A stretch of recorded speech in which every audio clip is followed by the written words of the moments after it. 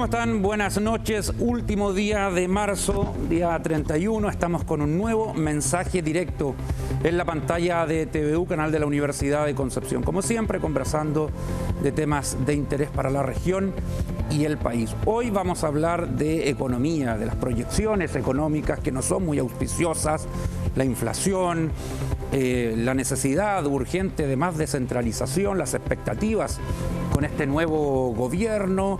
En fin, de todo un poco vamos a hablar, pero siempre con el eje puesto en la economía, con nuestros invitados que están presentes en el estudio de TVU. Ronald Ruff nos acompaña, gerente general de la Cámara de la Producción y el Comercio de Concepción. Ronald, bienvenido. Muchas gracias por la invitación. Y también nos acompaña don Francisco Gatica, economista, docente de la Universidad del Biobío y asesor de Cor Biobío. ¿Cómo está, Francisco? Muchas gracias por invitarme, Francisco.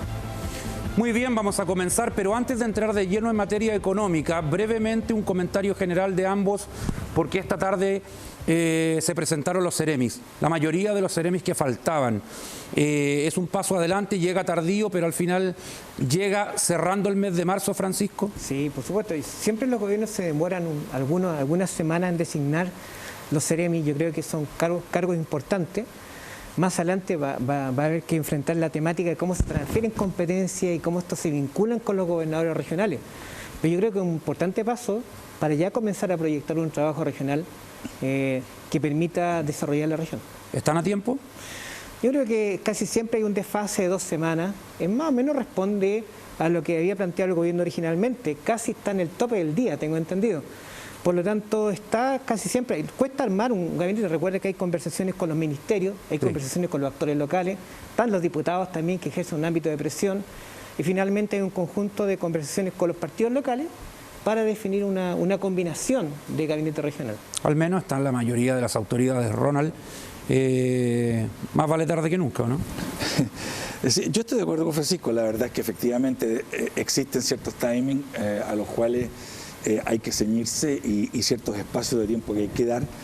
No obstante lo anterior, nosotros como gremio siempre estamos esperando con muchas ansias que aparezcan las nuevas autoridades, porque nuestro trabajo, que es público-privado, requiere de la presencia de los Ceremis, y por tanto, bienvenidos los nuevos Ceremis con los que esperamos empezar a trabajar ya a la brevedad.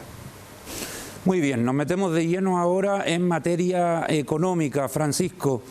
En los últimos días hemos visto proyecciones del Banco Central, de otras entidades también, de los expertos, que hablan de un crecimiento mínimo para Chile, la economía nacional, del 1%, un poco más, pero no más del 2%, recortando lo que se había dicho hace un tiempo, que Chile estaba en franca recuperación. Por otro lado, se proyecta una inflación cercana al 10% en los próximos meses. ¿Será tan oscuro el panorama? Tenemos que entender que nosotros estamos saliendo de una economía marcada por la pandemia. El 2020 fue un año muy malo desde el punto de vista de las cifras, el 2021 fue mejorando, por lo tanto tú cuando analizas porcentajes de crecimiento estás analizándolo en comparación de los periodos anteriores. Todo indica que nuestro crecimiento va a estar cercano al 1% y el próximo año probablemente va a estar también cercano al 1%.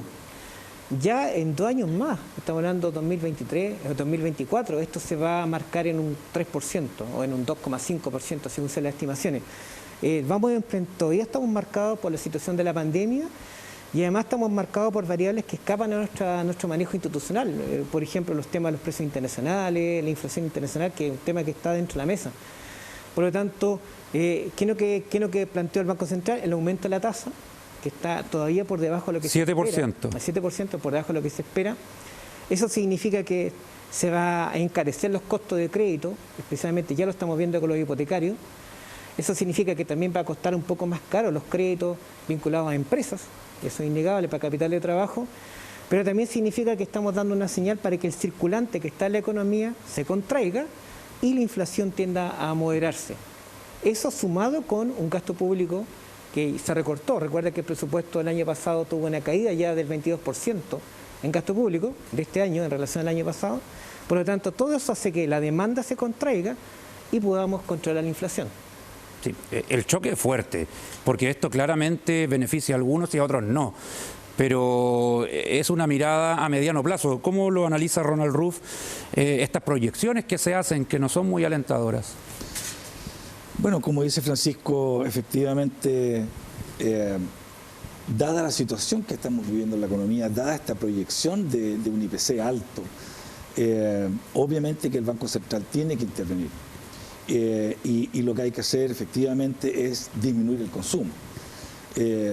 Y el consumo es el consumo privado y también el gasto público, digamos. Ahora, claro, es una mala mezcla cuando tenemos un IMASEC que va a la baja, ¿cierto? Cuando tenemos un crecimiento proyectado muy bajo, cuando tenemos un crecimiento proyectado para el año 2023 en que puede estar en torno a levemente bajo el cero o levemente sobre el cero, y eso asociado a un IPC alto, claro, los créditos de las personas van a ser más caros, los créditos para las empresas van a ser más caros, el capital de trabajo va a ser más caro, pero claramente lo que hay que hacer es disminuir el consumo, disminuir la demanda para que no sigamos con aumento de precios. El IPC es clave en el futuro de la economía del país, es decir, si hacemos bien la pega hoy día, nos apretamos el cinturón, podemos mirar con mejores ojos el futuro. Ahora, Francisco, tú decías que esto se debe a varios factores, pero entre quienes tienen una mirada más conservadora, quizás, han responsabilizado, por decirlo así, a los retiros del 10%. Y se está hablando de un posible quinto retiro. Sí. Pero ¿hay otras variables o tú crees que esa medida sucesiva fue una inyección muy grande de capital al mercado? Sí, a ver, partamos al mercado consumidor. Sí, el IPON, el informe de política monetaria que salió ayer, plantea justamente que las presiones de inflación se están dando en la eurozona, se están dando en Estados Unidos. Por lo tanto, hay un denominador común que está asociado... O sea, no se puede achacar solamente a los 10%, a los retiros. Unifactorial. Pero además tenemos problemas en la línea de continuidad de las cadenas logísticas. Quizá Ronald ahí maneja más antecedentes respecto a que esas cadenas logísticas se quebraron en el 2020, se rearticularon en el 2021, pero también lo dice el informe IPOM, las medidas, por ejemplo, las restricciones que está planteando China con respecto a sus embarques también van a afectarnos. Entonces, tú tienes una escasez de factores productivos, por un lado, el quiebre de las cadenas logísticas, y por otro lado, una situación de aumento de la demanda agregada por políticas que en su minuto apuntaron a disminuir la tasa de pobreza que pudiéramos tener al contexto de la pandemia. Nunca hay que olvidarse que la solución de aumentar la demanda agregada fue oportuna el 2020 y el 2021. Si no hubiera estado esas medidas de IFE y de 10%, probablemente las tasas de la contracción de la economía hubiera sido mucho más brutal. Pero claro, el escenario cambió y a eso le agregamos un agregado nuevo, que es la incertidumbre con respecto a la guerra de Ucrania y Rusia, específicamente lo que afecta al precio de los cereales y el precio del petróleo. Por lo tanto, tenemos una mixtura, una mezcla de cosas que hacen que tú tengas que generar una presión, un estímulo para que se contraiga la demanda agregada. ¿Y cómo lo hacemos para que estas medidas no provoquen sufrimiento en la gente, Ronald? Porque evidentemente que el Banco Central tiene que hacer su pega. Ya hay que parar la inflación. Pero también hay una demanda social por ayudas, porque mucha gente dice todavía no salimos de la pandemia. ¿Qué tendría que hacer el gobierno? ¿Qué política de Estado para tener una política que cause el menor shock posible? A ver, yo voy a dar una opinión más gremial que económica, digamos. No, por supuesto. No soy economista, pero más allá que eso, yo creo que el gobierno está hoy día frente a una gran encrucijada, esa es la verdad. Porque si efectivamente siguen entregando IFES, o el nombre que se le quiera entregar, claramente es una medida para ayudar a aquellas personas que están hoy día todavía sin trabajo, y por tanto requieren de un apoyo fiscal, y eso está perfecto. Ahora, quizás lo que hay que hacer es focalizar estas ayudas, ¿eh? Habría que focalizar el IFE de tal forma de que no sea nuevamente una expansión de consumo, porque el Banco Central va a tener que volver a actuar y vamos a... Pero eso es una cosa, focalizar una ayuda en quienes realmente lo necesitan, sí, por ejemplo los desempleados. Es decir, bajo esa lógica, no un quinto retiro. Porque ese es en general, para todos los que tenemos fondos en la AFP. Lo que pasa es que creo que en los retiros y en el quinto retiro en este caso, probablemente muchos vamos a tener opiniones distintas. Y yo soy de los que piensa que en la medida que el gobierno pueda destinar apoyo focalizado, yo creo que ahí tiene que estar, digamos, el foco, porque si las personas siguen sacando sus retiros, la pregunta es, ¿qué va a pasar con ellos en 10, 20 o 30 años más cuando jubilen? Ya va a haber pasado la pandemia, ya nosotros nos olvidamos de este problema, nosotros vamos a estar en otra etapa de la vida seguramente, sí. Y la pregunta es, ¿quién se va a hacer cargo de ello? Bueno, de aquí a 30 años algún gobierno tendrá que hacer una reforma a las pensiones, Francisco. Sí, yo concuerdo con lo que planteó Ronald. Yo separaría la gran discusión del sistema de pensiones, que es una discusión importante de la discusión, si tú quieres, de corto plazo. Efectivamente, yo concuerdo con Ronald que tiene que haber focalización de las ayudas. Ya no puede ser masiva, sino que tiene que ser focalizada, bien dirigida, bien controlada. Existen bases de datos, existe información para hacerlo bien. Yo haría una distinción de la gran discusión de cuál es el sistema de AFP que queremos. Yo creo que ya la gente que giró el cuarto retiro se quedó sin fondo, la gran mayoría, ya están con saldo cero. Entonces, claro, lo que estás haciendo es generando en el futuro, estás trasladando a futuro un problema vinculado a la pobreza. Entonces, tiene que haber una discusión estructural de fondo respecto a qué queremos como sistema de pensiones, y esa discusión va en un carril aparte. Yo creo que eso es importante y hay que esperar lo que plantea el gobierno de Boric con respecto al tema del sistema de algo pensiones. A plantear, porque fue parte de su campaña. Hay presiones de los diputados, hay presiones del entorno justamente para que lo plantee, porque es un elemento fundamental. Ahora los países no resuelven esto de manera rápida. Esta discusión también se da en Europa, también se da en Estados Unidos, asociado también al envejecimiento de la población, asociado también al cambio técnico, asociado también a la vulnerabilidad que existe en el mercado del trabajo. Entonces, tiene que haber una discusión con perspectiva, no respondiendo a una cuestión de corto plazo. Ronald, en este minuto, ¿qué cuestiones preocupan a la Cámara de la Producción y el Comercio, al empresariado que está detrás de estas compañías? ¿Qué cuestiones le generan incertidumbre, aspectos que preocupan? A ver, las incertidumbres... Para ustedes como organización. Sí, claro. Francisco, yo agruparía en dos, digamos, las incertidumbres internas país y las incertidumbres de lo que está pasando de nuestra frontera hacia afuera. De nuestra frontera hacia afuera, obviamente que hay precios, ¿cierto? Como decía Francisco, de ciertos commodities que no son de nuestro manejo. Y por otro lado también está el que cada cierto tiempo se van abriendo y cerrando las fronteras. Nosotros somos un país exportador. Exportamos el mayor porcentaje a Asia.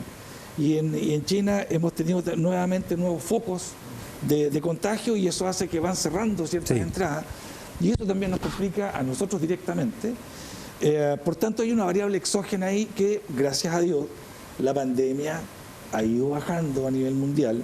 Y podemos pensar ya en un mediano plazo en tener ahí una logística ya más estandarizada. Yo creo que lo que más complica en este minuto a muchas empresas son las certezas internas.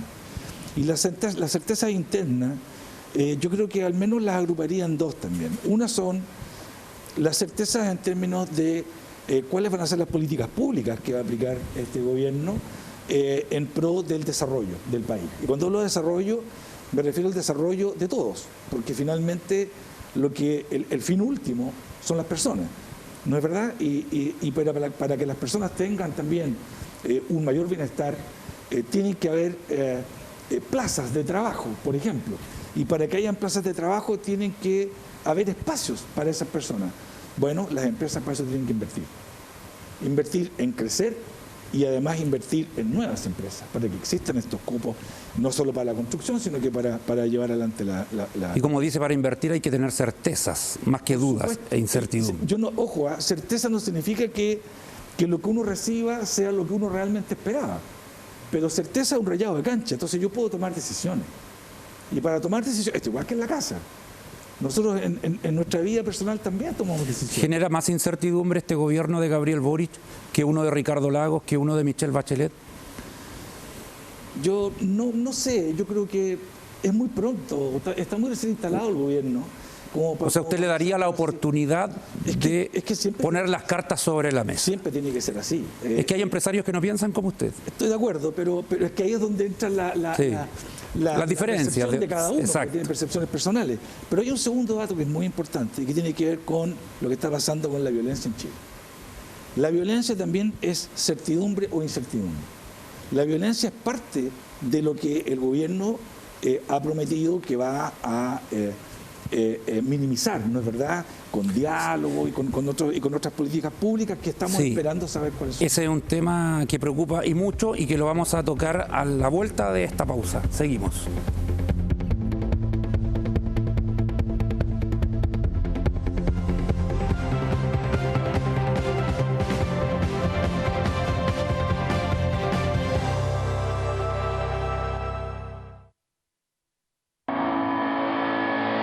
La educación en general es capaz de hacer muchos cambios en la sociedad. Mi carrera tiene un vínculo muy estrecho con la naturaleza. Vamos directamente a estudiarla, pero también entender cómo nosotros los seres humanos interactuamos con ella. La universidad es súper compatible con el deporte. Escogí un ingreso de deportista destacado que me otorgó la universidad, que pude postular a él, que te otorga el 10% de tu puntaje. Gracias al deporte se puede entrar. Estudiar enfermería y el básquetbol en sí se parecen mucho porque en ambas se forman equipos. En el centro de salud uno va a formar equipos con tus colegas para poder ayudar a las personas, y en el básquetbol vendría siendo para poder sacar adelante un partido. Estudiar acá en la Universidad de Concepción se siente como ser parte de un patrimonio histórico, de un camino de estudiantes, de profesores para desarrollar el conocimiento en la vida que nos rodea día a día.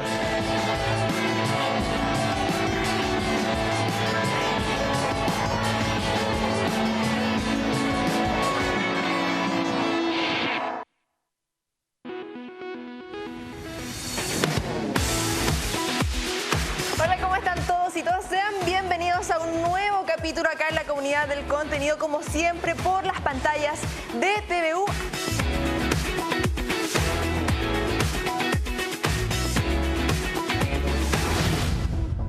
Todavía hay una percepción del transporte público como inseguro, aun cuando de todas maneras hemos visto el biotren colapsado estas mañanas. Pero si aquí tú tenés gente que está estacionada, no. Cuello botella. Entonces el otro dice, ya me estaciono, o sea, paro acá, total, no voy a molestar. Por supuesto que eso genera un problema importante. Y eso lo vemos acá rato, de nuevo en las mañanas, el ejemplo en los colegios, pero en otros lugares. Se los doy a nosotros como cultura, como país. Si, por ejemplo, yo tengo una escuela, si la escuela me ve a mí, tienen más deseos de poder consumir fútbol femenino que está su profe. Entonces yo, más allá de darle responsabilidad que sí la tiene la gerencia de cada club deportivo, se la doy a nosotros como ciudadanos, que tenemos que consumirlo, que tenemos que pedirlo.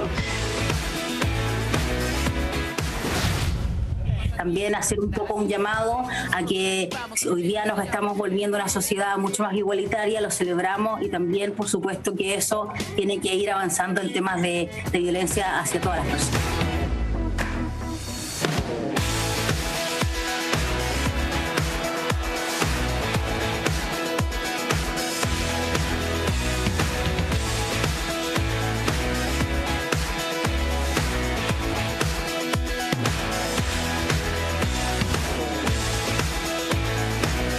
Nos vemos desde lunes a viernes a las 14 horas por las pantallas de TVU.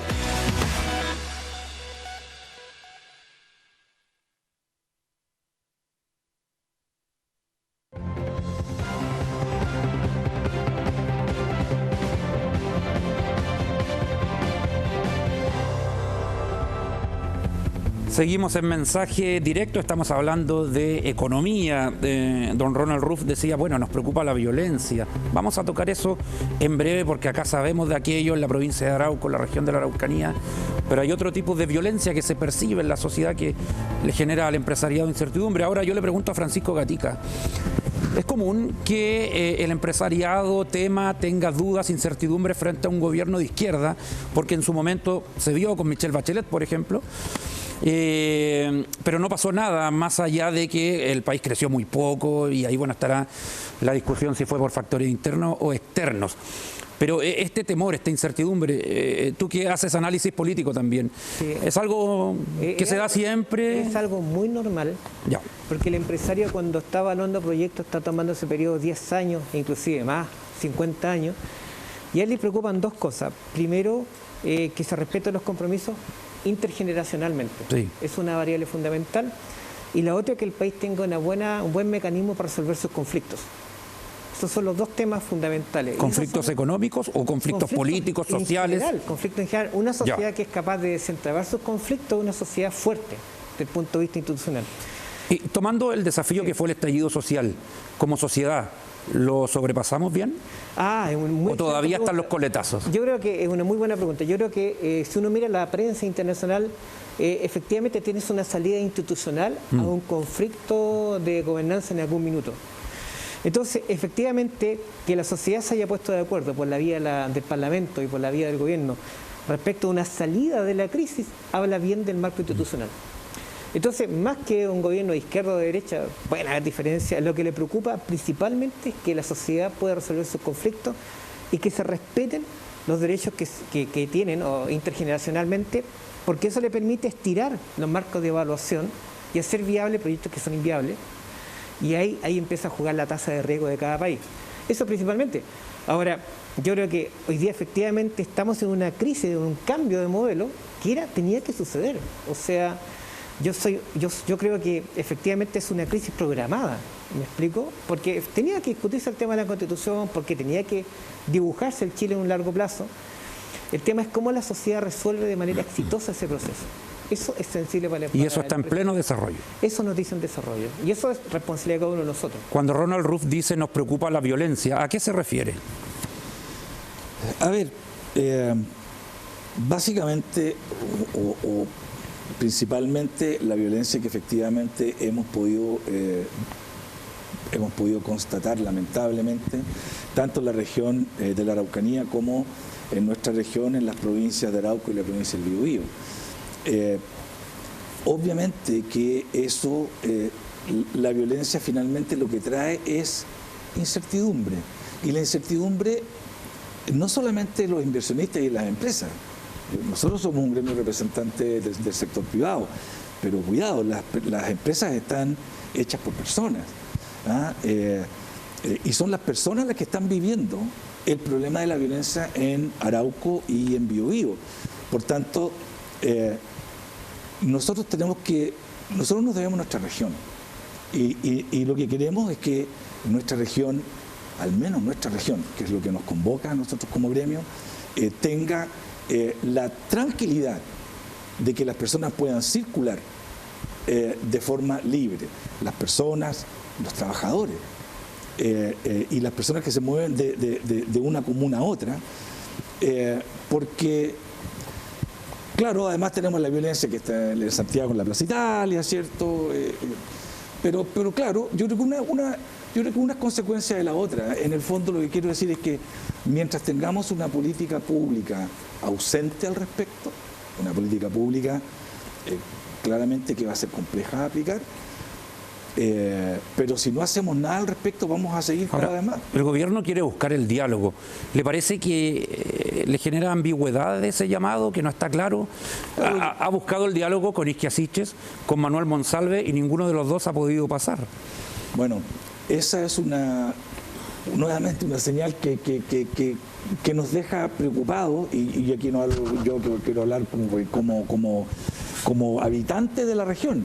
Me preocupa que si la ministra va a dialogar a la 9ª región con comunidades mapuche y luego el subsecretario del Interior viene con la mejor intención a conversar con comunidades también en la provincia de Arauco, y ambos se encuentran con violencia, porque eso es violencia, no solamente los balazos son violencia, sino que las barricadas son violencia, cualquier acto que tiene que ver con enfrentar.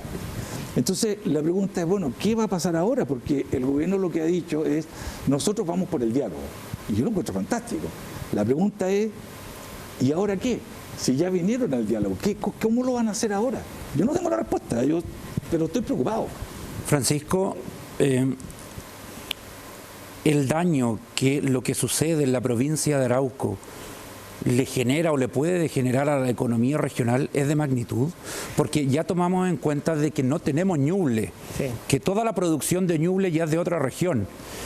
Y acá nos queda la provincia de Concepción, de Arauco y Biobío, y estas últimas dos están en este polvorín. Sí, perfecto. Yo creo que sí, claramente afecta, no hay que considerar de que estamos hablando afecta de en el crecimiento, claro, los números. Estamos hablando de flujos.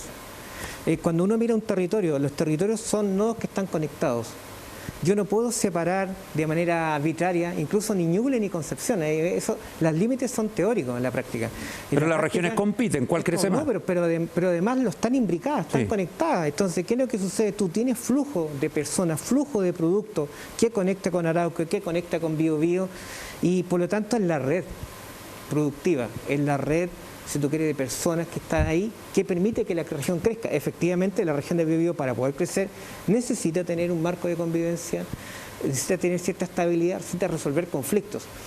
Ahora es muy pronto, eso sí, creo yo, es una señal potente. Yo creo que efectivamente para un gobierno que tiene 3 semanas está muy encima. Probablemente lo que sucedió con la ministra y lo que sucedió con el subsecretario da cuenta de una realidad.